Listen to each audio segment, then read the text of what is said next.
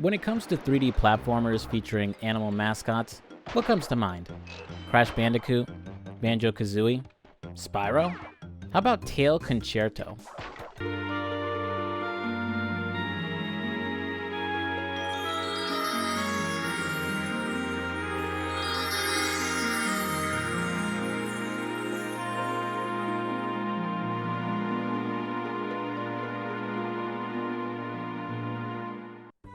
Yeah, this is a new one for me too.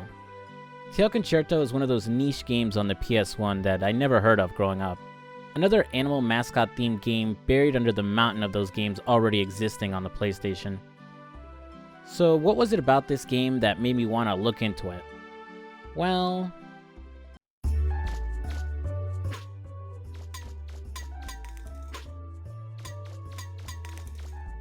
not going to lie, basically because it looks so much like Mega Man Legends. But outside of the graphics and some superficial story elements, Tail Concerto has its own identity. Unlike those games I listed before, this isn't your usual platformer collectathon, and is instead an action-adventure game just like Legends. It's set in the Kingdom of Prairie, a group of islands floating above the clouds in the sky, populated mostly by anthro-dog people. You play as Officer Waffle, a dog police officer getting ready to enjoy his vacation. Or he was, but unfortunately the Black Cats gang are causing a ruckus. And apparently, because the police force only has like 3 people working for it, poor Waffle is forced to cancel his vacation until he can find out what the Black Cats gang are up to, and finally bring them to justice. The Black Cats gang is led by a trio of cat sisters, Alicia, Waffle's childhood friend and resident tsundere, along with Flair and Stare, who just kinda go along with Alicia's plans. The 3 of them lead a small army of kittens who will run around causing trouble in search of 5 mysterious crystals. Alicia dreams of building a country for the cat people similar to the Kingdom of Prairie. To accomplish her dream, she's made a deal with the merchant known as Fool, promising to get him the crystals in exchange for his financial backing. And no, that's not an alias or Alicia talking down to him. The guy's name really is just Fool. Okay then, a bit basic for a villain name if you ask me.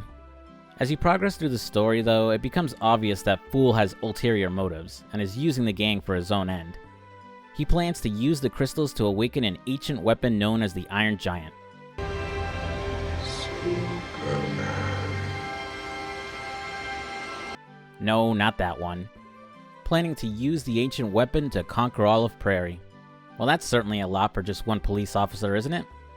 Despite being on his own, Waffle does get some assistance in the form of a mech suit known as the Police Robo. Gameplay boils down to using the Police Robo, which looks a lot like Mecha Norimon from Digimon for some reason, to round up and capture the kittens running amok. You can either run up to them directly to grab and capture them, or use bubbles to stun them first. The bubbles are also necessary to damage and destroy any mechs they might be using. The controls for the mech are a bit rough though, as while it does have DualShock support, and doesn't use tank controls like Legends does, the way the camera moves around Waffle can be extremely disorienting. There's no camera controls, so it tends to swing around to face the direction that Waffle is facing, but the problem is it can be very slow to do so. So if you're in an enclosed space with many enemies surrounding you, it's easy to get hurt by attacks you don't see coming. The Police Robo also moves like it's on ice, so you'll end up running past enemies, run right into them, or end up running off of areas. Good thing it's not an actual platformer, or else this would be a nightmare to play. Bruh. Also, unlike Legends, you have no lock-on whatsoever, so you have to turn the Police Robo in the direction of an enemy to fire your bubbles at them. It does let you hold down the fire button to give you some dots that help you aim, but it can still be a bit of a chore. Made worse as some enemies are up in the air, so you'll either have to wait for them to get closer to the ground, or try your best to jump up and shoot them. After capturing all the kittens in a given area, you'll usually be greeted by the 3 sisters piloting a mech, and taking them on in a boss battle. The fights aren't too tough, and usually has you just avoiding their attacks or throwing bombs back at them in order to damage them. And the arenas are big enough where you can put some distance between yourself and the boss, along with some health pickups scattered around if you're getting hurt. The game isn't divided up into worlds or levels like your average platformer. Instead, it has a semi-open map that will let you tackle different objectives, with more areas opening up as you stop the Black Cats.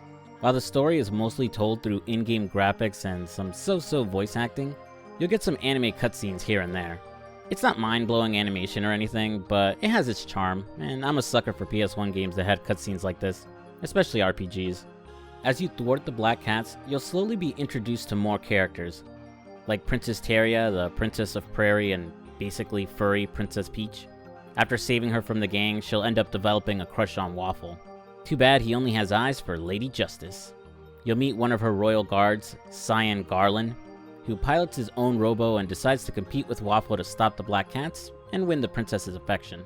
There's Panta, the only other active police officer, who's usually too late to stop the gang and just ends up saving Waffle's progress instead. And finally, Waffle's grandpa, Russell, an archaeologist and a bit of a jerk. He's studying the Iron Giant, but is disappointed that Waffle didn't follow his footsteps and instead chose to become a police officer. To keep itself from being monotonous, the game does occasionally shake up the gameplay besides just catching kittens over and over again. One level has you trying to reach Russell after his ship has crashed, making use of a jetpack to travel from small floating islands. This part is rough as the jetpack controls aren't the best and it runs out of fuel fast. Combined with the slippery controls of the police robo like I brought up before, and you're going to be falling to your doom a lot here. You'll have a mine section where you can ride around in a minecart like a roller coaster, though unlike say Donkey Kong Country where you need to make precise jumps to proceed, the minecart sequence is more like window dressing, just there to get you moving from area to area in search of more kittens. Then there's the platforming section at the abandoned factory, and oh boy, this is rough. Nearing the end of the game, you'll find the location of the Black Cat's weapon factory, needing you to slowly ascend the factory and fight off kittens as you make your way. It'll need you to jump from pipe to pipe in order to ascend, but the robo's slippery controls combined with the camera angles make it tough to land your jumps properly. Even with the game lighting up the pipe where you've turned Waffle correctly, it's still too easy to overshoot it and miss. While the game is merciful as you'll only lose some health as opposed to instantly dying, it can add up fast. This platforming becomes even worse in the final level. After gathering the 5 crystals, Fool will activate the Iron Giant, and during its destruction, it ends up swallowing Alicia. Waffle wastes no time in trying to save his friend and stopping the weapon, jumping inside of it. Despite most of the game making it seem like the Iron Giant was just a giant robot, apparently it's some kind of living thing as you end up inside its stomach juices. The level upgrades your usual bubbles into a homing shot, something I wish happened way earlier in the game, as here it only serves to take out these worm things swimming around. This last level is one huge platforming water level, needing you to get Waffle higher and higher up in the Iron Giant to get to Alicia. But it's insanely difficult to land your jumps here. Again, the controls now combined with the slowdown of the water physics make it too easy to misjudge your jumps. So you'll end up undershooting it a lot, and if you miss and fall down, you'll have to platform your way all the way back up again.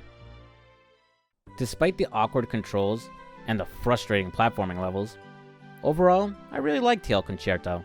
It's got a simple but fun little story that doesn't take itself too seriously and feels like an animated kids movie at times. Waffle is a likable protagonist and you can't help but sympathize with the little guy just wanting to get work done and enjoy his vacation. The villains are fun, though Alicia's motives come off a little flat.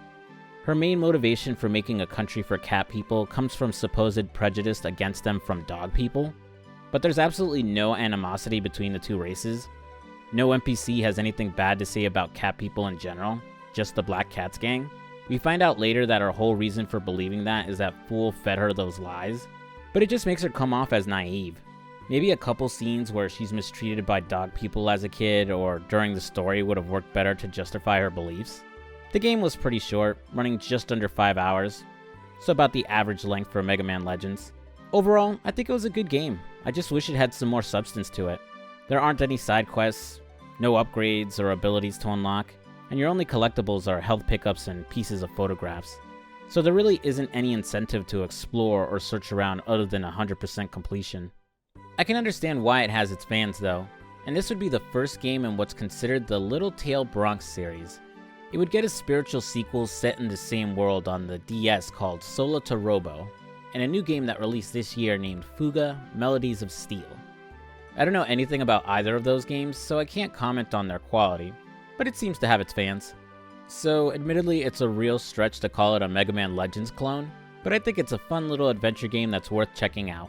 Though probably better to emulate it, as those prices for the physical version are absolutely insane. And that's the video. Thanks for watching.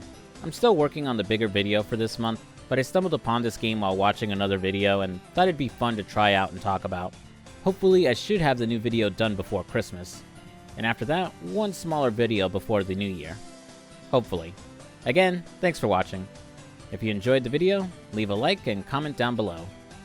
Have you ever heard of Tail Concerto? Did you play it growing up? And if you're new to the channel, I'd appreciate it if you subscribed.